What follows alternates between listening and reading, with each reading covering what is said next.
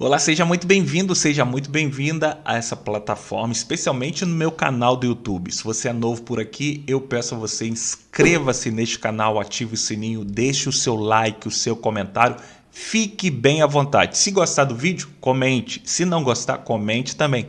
Isso me ajudará a produzir cada vez mais conteúdos que visam edificar a sua fé em Cristo Jesus. Não diferente, no vídeo de hoje eu quero falar sobre não seja um anão na oração. Isso mesmo, não seja um anão na oração. Quero te dar 3 dicas valiosíssimas para que você possa intensificar cada vez mais a sua vida em oração. Lembrando que a terceira é a melhor de todas, hein? Então, fique comigo nesse canal. Ah, Douglas, mas eu não gosto de ver vídeo longo. Tem uma catraca aí que você pode avançar a velocidade desse vídeo e não deixe de se edificar com esse vídeo.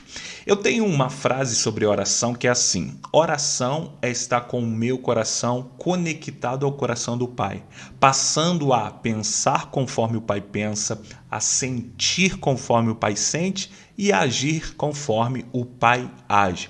Oração nada mais, nada menos é do que estar conectado ao coração do Pai. Todas as vezes que eu e você oramos, todas as vezes que eu e você falamos com Deus, nós estamos com os nossos corações conectados ao coração do Pai e que possamos viver diariamente essa conexão. Em Lucas 11, vamos encontrar aqui um exemplo de oração, nada mais nada menos do que a pessoa de Jesus Cristo, que nos ensina a sermos intensos em oração. Em Lucas 11, ele está orando e os discípulos se aproximam dele. De repente, um dos discípulos faz o seguinte pedido: Jesus, mestre, ensina-nos a orar conforme João ensinou os seus discípulos. E Jesus começa a ensiná-los a orar a oração dominical ou a oração do Pai Nosso, dependendo da epígrafe do texto da sua Bíblia. Beleza? Então, em primeiro lugar, para que possamos de fato crescer num relacionamento em oração com Deus, para que possamos deixar de sermos anãos na oração, precisamos entender que a oração é aprendível. Eu e você precisamos aprender a orar, beleza? Os discípulos estavam inseridos num contexto de oração. Todo judeu, aos 6 anos de idade, ele era matriculado em uma escola onde ele aprendia a Torá, o Antigo Testamento, a palavra de Deus. Ele aprendia a interpretar as escrituras, ele aprendia a orar e também a jejuar. Os judeus estavam inseridos nesse contexto. Então os discípulos observavam os mestres da lei, os fariseus orando. Um judeu orava 3 vezes ao dia, de manhã, na hora do almoço e também à tarde. Então eles também faziam oração. Só que eles olham para Jesus e vê que Jesus ora diferente, não como oram os mestres da lei e os fariseus. Jesus ora de uma forma mais intensa, mais íntima. Jesus não lançava palavras ao léu, Jesus não lançava palavras ao ar. Jesus se conectava com o Pai. Ele falava, parava para ouvir, ouvia aquilo que o Pai estava falando. Porque isso é oração, é uma via de mão dupla, onde você fala e para ouvir, e Deus, o nosso Pai, fala comigo e também fala com você. Então os discípulos olham para Jesus e vê algo extraordinário na pessoa de Cristo. Por isso que eles pedem: ensina-nos a orar também conforme o Senhor ora. Precisamos entender que nós podemos aprender a orar com a forma certa, da forma certa. Muitas vezes a gente deixa de orar porque a gente não aprendeu a orar da forma correta. Ore salmos, ore provérbios, ore as cartas de Paulo, aprenda a orar, pegue as orações de Cristo, a oração de Paulo e desenvolva uma vida de oração que você vai ter oração para orar o ano todo e estar conectado com o Pai todos os dias da sua vida, beleza? Em primeiro lugar, quer crescer em oração? Então aprenda a orar da forma certa, da maneira correta. Em segundo lugar, para que possamos ser gigantes em oração, para que possamos crescer em oração, nós precisamos entender que oração é persistência, é incomodar os céus com pedidos coerentes. Jesus conta uma parábola muito interessante. Ele diz que imagina só você tendo um amigo. Aí esse seu amigo chega de madrugada na sua casa, você quase dormindo. Ele chega, perdeu o voo, perdeu o ônibus ou alguma coisa nesse sentido. E ele vai pernoitar na sua casa, ele vai embora no outro dia. E você, para recepcioná-lo, você quer preparar alguma coisa, porque ele chegou de madrugada com fome.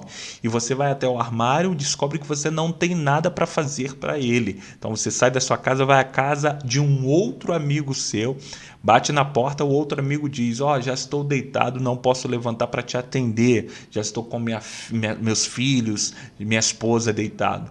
Aí Jesus fala que esse seu amigo, se ele não te considerar amigo e se levantar para te atender, pode ter certeza que por sua importunação, insistência, persistência, ele vai se levantar e não vai te dar apenas aquilo que você precisa, mas tudo e muito mais. Olha que coisa interessante. Jesus ensina que quanto mais nós persistimos com pedidos coerentes, os céus abrem as janelas, as portas e derrama sobre nós aquilo que de fato necessitamos. Mas lembre-se que a oração não é algo que vai saciar apenas os meus desejos, as minhas vontades. Lembre-se dessa parábola.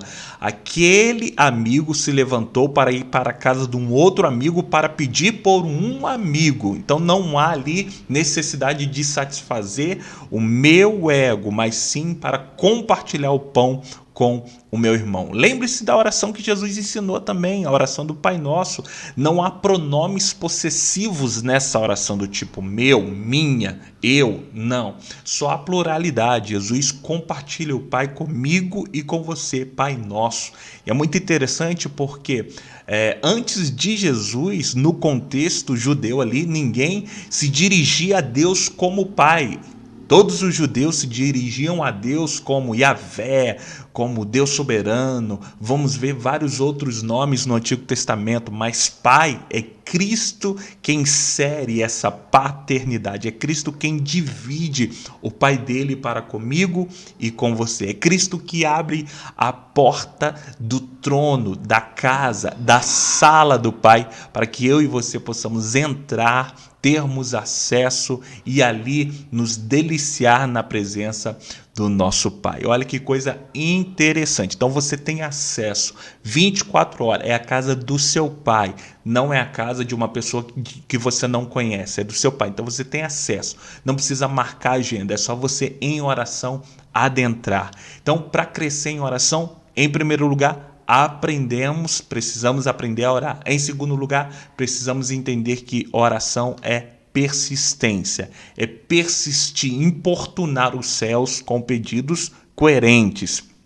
Em terceiro lugar, para fecharmos, a chave para crescermos em oração, em uma intensa intimidade com o Pai, em terceiro lugar, é pedirmos de forma correta, ou seja, pedirmos a presença do amigo Espírito Santo. Jesus conclui aqui dizendo essas palavras: ora, se vocês são maus e sabem dar boas dádivas aos vossos filhos, quanto mais o vosso Pai que estais no céu vos dará o Espírito Santo àquele que lhe pedir. Olha que coisa interessante. Então, a chave para crescer em oração é pedir insistentemente pela pessoa do Espírito Santo. Então, é muito interessante porque a oração não aponta para o meu ego, para as minhas vontades, para os meus desejos. A oração aponta para comunidade, para a irmandade. É um reino de amigos, onde eu peço para mim, mas para que eu possa, de fato, transbordar na vida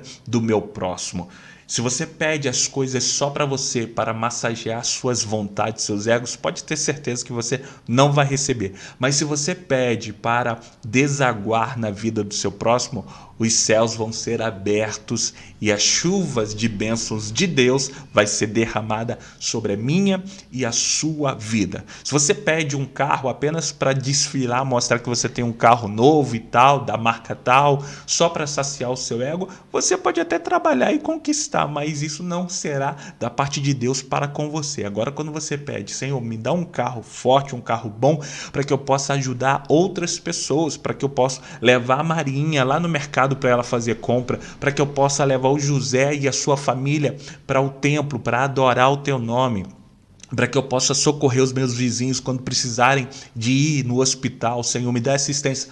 Pode ter certeza que os céus vai se abrir e Deus vai derramar sobre você uma bênção grandiosa, beleza? Então, cresça em oração. Em primeiro lugar, aprendendo que oração pode ser aprendida e aprendida da forma correta. Em segundo lugar, lembrando que oração é persistência, tem que pedir, pedir, pedir. Pedir e dar-se-vos-á. Buscai e encontrarás, encontrarás. Se você pedir, se você buscar e se você bater a porta, ela vai se abrir. E em terceiro lugar, lembre-se que a oração visa nos encher do Espírito para que o Espírito possa nos moldar à imagem e semelhança de Jesus Cristo. Se gostou desse vídeo, compartilhe para mais pessoas nos grupos de WhatsApp, porque a minha missão, propósito, objetivo é edificar a vida de outras pessoas como edificou a você que ficou comigo até agora. Grande abraço e tchau.